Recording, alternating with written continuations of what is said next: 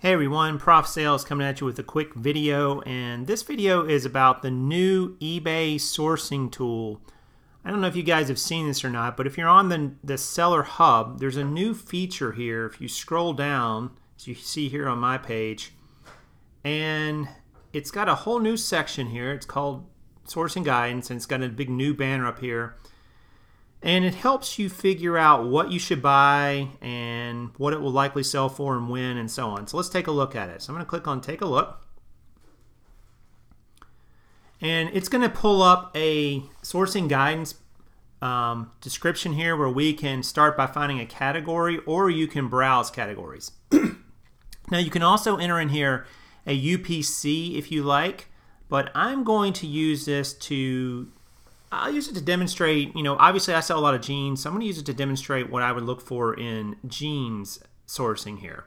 So let's scroll down till we find clothing. We're going to click on that, and I'm going to look at men's clothing specifically, and jeans.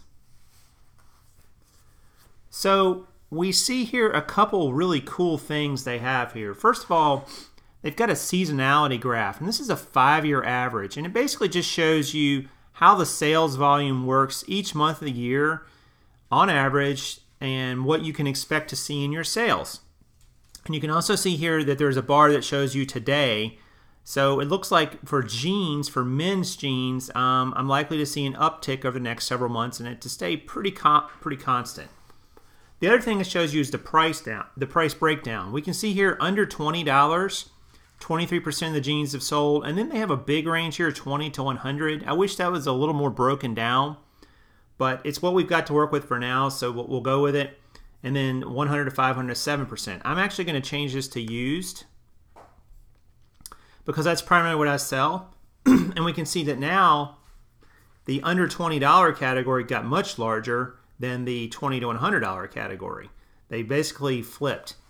And we still see the same sort of uptick in jeans and seasonality. Now, if we go down a little further, we're going to see that there's a section here called Top Opportunities in Jeans.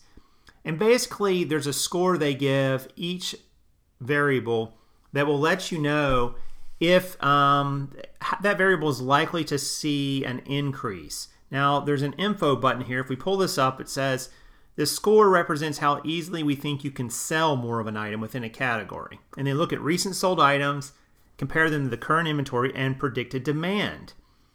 And we only show a score if we think an item can outperform the category. We don't show neutral or negative scores. So if there's a plus here, if there's a score here at all, then they basically are predicting that you're going to be able to sell that item in the near future. Now, it's not, 100%, but this is eBay's best guess. It's better than anything because they're using all their data to look at it.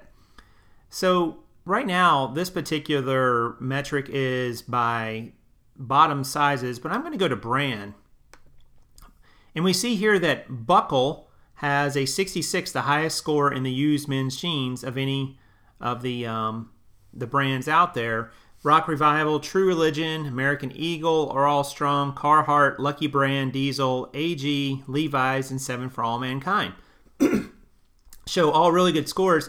And down here below, you could really start to dive into these metrics and say, well, I want to see, for instance, how does size 36s sell?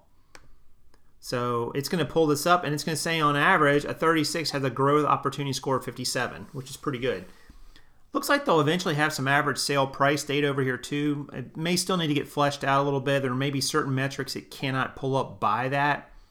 And obviously this is all taken by what sellers put into their listings. So it's only as good as the info that's going in. I see a lot of value in this tool, guys. I think it's really cool, and it's really great to have this info. And here's where I see the value. So we see here there's a top 10 list, Buckle, Rock Revival, so on. But a lot of sellers are going to look at this top 10 in any particular category they're selling in. And I predict that a lot of people will be lazy. So basically what I think a lot of men's jeans resellers will do is they'll go out and they'll look for these 10 brands. And if they're not one of these 10 brands, they might not buy them. But here's the thing, guys. Let's say number 11 is a 56. So it's one notch below 7 for All Mankind, Levi's, AG. Are you really going to turn down that brand? No, of course not. How about if it's an 18? Probably not there either. My point is there's lots of opportunity in brands outside of this top 10, and a lot of people are not going to do it because they're not going to take the time to go down here and research a brand. For instance, let's see, I'm going to click on this here. I'm going to Big Star. And I'm going to take off the bottom size here and just show what Big Star is in general. Look at that. Big Star is a 55. That is just below 7 for All Mankind. And I can tell you right now, when I find Big Star, I absolutely pick them up and try to sell them. So you can use this tool for a couple things. One, you can use it for your research into brands, into items that you're interested in selling. And this is going to be great for clothing because, man, searching for brands through eBay listings is an exhaustive process sometimes. But the second thing you can use this for is to get a leg up on the competition, because always assume that the competition is going to be lazier than you are. You need to outwork them because now they have the same information that you have. The real trick becomes, how do you use that information? What do you use it to do? And I think if you look for opportunities outside of the top 10, that's where you're going to probably find some value. That's my initial thoughts on this cool new tool that eBay has given us. I'm really excited about it because honestly, guys, this particular set of information is kind of tricky to pull together from your own listings. It requires a lot of statistics and things to put together.